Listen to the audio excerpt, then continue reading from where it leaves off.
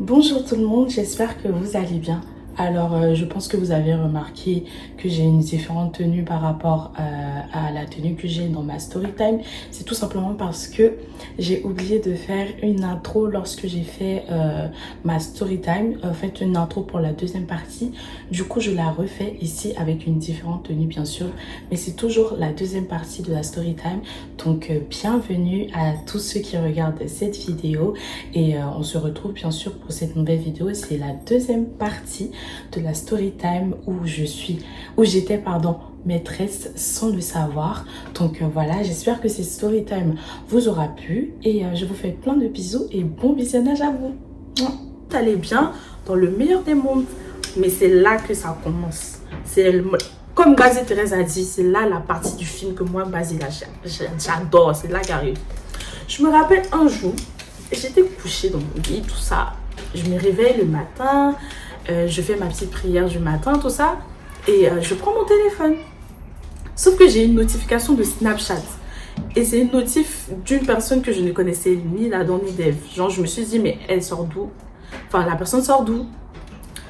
Donc, j'ouvre le message. Je vois la personne me dit, coucou ma belle.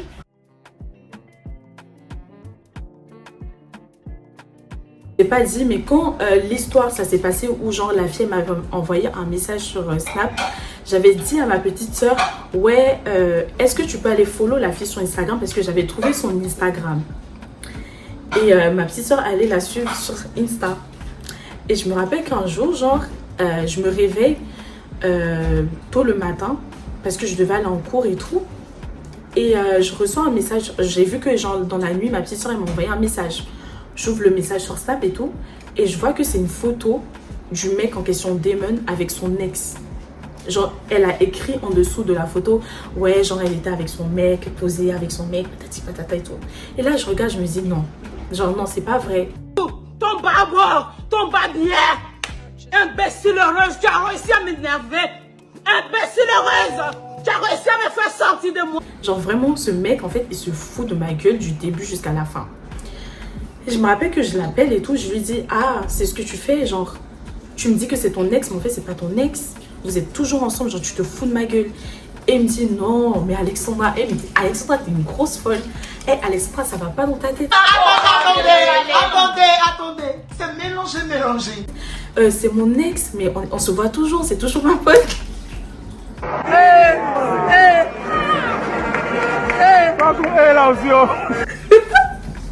Ouais, c'est mon ex, mais c'est toujours ma pote. On se voit de temps en temps, on a des amis en commun, patati patata. Je me dis, en fait, genre là, Alexandra, si genre tu laisses passer ça une deuxième fois, ça veut dire que t'es la plus grosse conne de toute la ville de Courbevoie, de toute la France. Genre, tu vois, la France là, t'es la plus grosse conne de la France. Genre, c'est pas possible que tu peux accepter que le mec, il se foute encore de ta gueule. Et je me rappelle que genre le soir même, tellement il voulait me persuader que c'est son ex et qu'il se passait rien du tout, il me dit, ouais, descends, je suis à la gare, on va se voir, je vais te parler, je vais te dire que vraiment, arrête de te faire des films parce que c'est pas la vérité en fait. Donc j'arrive à la gare, il commence à m'expliquer, il me dit, non mais c'est mon ex, on se voit toujours de temps en temps parce que même si c'est mon ex, on reste toujours pote, patati patata. Encore. Ça fait beaucoup là, non? Vraiment, genre vraiment. Et genre, il continue à me parler et je me dis non, c'est facile là, non. Alexandra, si tu laisses passer ça, c'est que non. Genre, tu peux être amoureuse, mais pas autant conne. Genre, c'est pas possible. Donc, le lendemain, je rentre chez moi, tout ça. Le lendemain, je pars en cours. Je me souviens, je suis partie en cours. Je me dis, faut que je fasse un truc parce que cette histoire-là, franchement, ça commence à être chelou. Donc, j'arrive chez moi. La fille, je me rappelle que je l'avais bloquée sur Snapchat parce qu'il m'avait dit de la bloquer. Donc, ce que je fais, c'est que je la débloque. Et dès que je la débloque, une minute après, elle m'envoie un message et me dit, pourquoi tu m'as débloqué? Je me dis, oh, genre, c'est bizarre et tout. Pourquoi? Enfin, genre, en une seconde, elle m'envoie un message pour me dire, pourquoi tu m'as débloqué? J'ai dit, bah non, c'était juste pour voir ce que tu allais faire. Genre, si tu allais venir me parler, patati patata. Et je sais que Damon, il va pas kiffer que je te parle et tout, mais c'est pas grave et tout. Elle me dit, ah, parce que tu lui parles toujours? Je lui dis, bah oui, c'est mon mec, on s'est vu hier soir. Elle me dit, ah, tu l'as vu hier soir parce que moi, il était chez moi ce matin. J'ai pas compris, t'as dit quoi? Il était chez toi ce matin? quand elle a dit ça, je me suis dit non. Ben, là, en fait, tu peux pas nier. Tu peux pas nier. Ok, donc elle me fait savoir que ce matin, elle a vu Damon, qu'ils étaient ensemble, qu'ils ont profité de la vie, tout ça, patati patata. Et moi, je me suis dit, là, par contre, tu peux pas nier Alexandra. Genre, tu peux pas dire que c'est son ex et qu'il se passe rien. Là, franchement, vois les choses en face. Le mec, il s'est bien foutu de ta gueule. Et s'il te plaît, genre, réveille-toi. C'est ce que je me suis dit. Donc, la fille en question, elle m'appelle. On va l'appeler Rita. Donc, Rita, elle m'appelle. Elle m'explique tout. Et quand elle m'explique, elle me dit qu'en fait, le mec, quand ça s'est passé, genre, quand elle m'avait envoyé le message sur Snapchat, quand elle a appelé pour lui dire, mais il se passe quoi? En gros, il a dit que moi, j'étais une grosse folle qui voulait sortir avec lui, qui s'inventait des vies, en fait. Putain de merde, tu m'énerves. Si je te vois, même, putain, je suis énervé. J'ai la rage.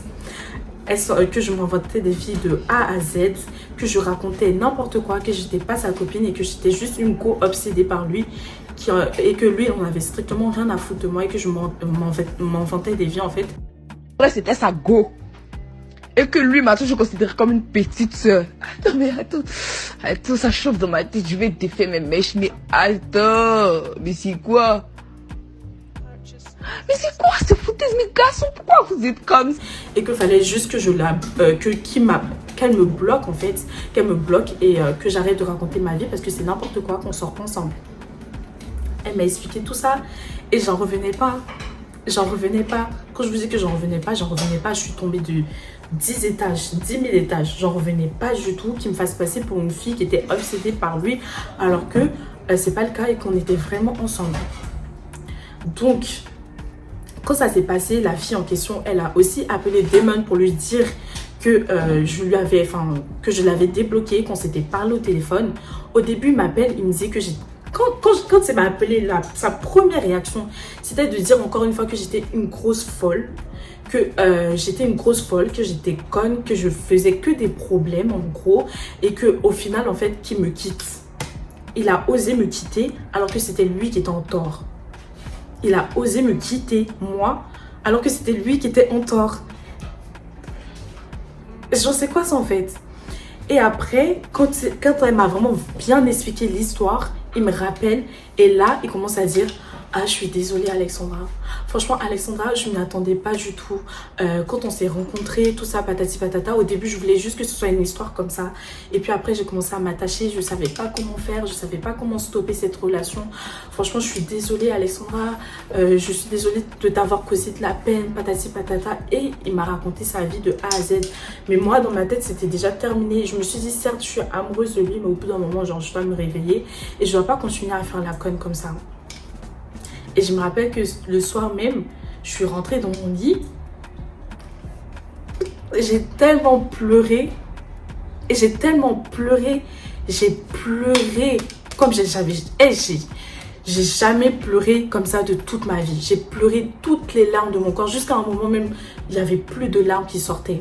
C'était que des sanglots. J'avais les yeux rouges. Et je me rappelle, ce jour-là, j'avais même pas mangé. J'avais rien fait. J'avais fait que pleurer dans mon lit. Je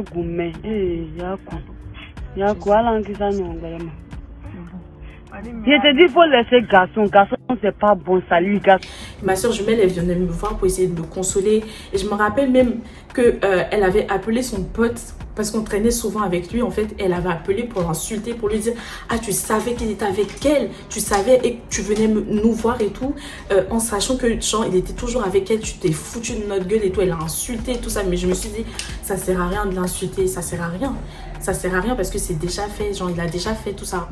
J'ai pleuré jusqu'à... Le lendemain, je suis retournée à la Sorbonne et comme par hasard, il était là. Et on s'est vu et tout. Il vient me voir, il me demande pardon. Il me dit, ouais, essaie de me pardonner, s'il te plaît, Alex. Moi, je suis vraiment désolée, tout ça. Je vous demande pardon, population. Je vous demande pardon, population. Vous pouvez m'appeler pour me juger. Vous pouvez m'appeler à tout moment. J'ai dit non, c'est mort et tout. Genre, vraiment, je peux plus. Genre, tu t'es trop foutu de ma gueule. Je peux pas continuer comme ça. Genre, je peux vraiment pas continuer. Genre, stop. C'est bon. Et je me rappelle, je suis rentrée encore. J'avais cours de sport. Je suis partie en salle de sport et j'ai pleuré encore. J'ai tellement pleuré qu'il y a une autre fille qui était avec moi en soir qui est venue me voir, qui me dit mais il se passe quoi? Pourquoi tu pleures comme ça, tout ça? Et je pouvais pas lui expliquer ce qui se passait. Genre vraiment j'étais dans le mal. Genre vraiment, j'étais vraiment dans le mal. Et je me crois que genre de toutes mes relations, c'est celui qui m'a le plus blessée. Il m'a fait tellement du mal, mais tellement du mal. Je crois que vous en rendez même pas compte comment genre, ça m'a blessée, ça m'a heurté dans mon cœur. Parce que c'est vraiment avec lui que j'ai tout connu en fait. Genre vraiment, c'est avec lui que j'ai tout connu. J'avais jamais connu l'amour auparavant. Je suis tombée amoureuse de lui en même pas quelques mois. J'en a duré, je vous jure que cette histoire, elle a duré que 3 mois. Et en 3 mois, j'ai vécu tout ça. En 3 mois seulement. 3 mois. Et 3 mois certes, mais ça m'a mis des années à m'en remettre. Et je me rappelle que quelques jours après, il m'a envoyé un message pour me dire « Alexandra, s'il te plaît, me laisse pas tomber, je t'aime ». Il m'a dit « je t'aime » pour la première fois alors qu'on s'était jamais dit « je t'aime » auparavant.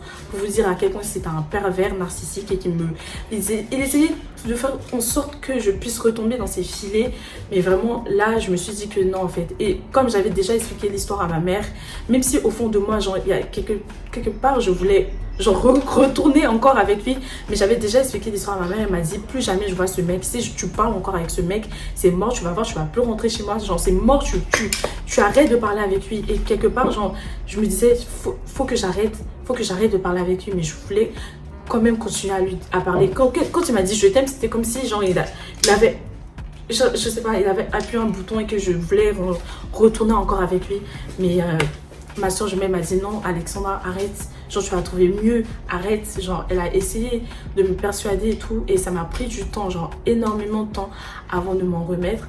Mais ouais, voilà cette histoire, c'était intense. En 3 mois, j'ai vécu tout ça. Et du coup, ce mec-là, j'ai vraiment eu du mal à me remettre de notre relation.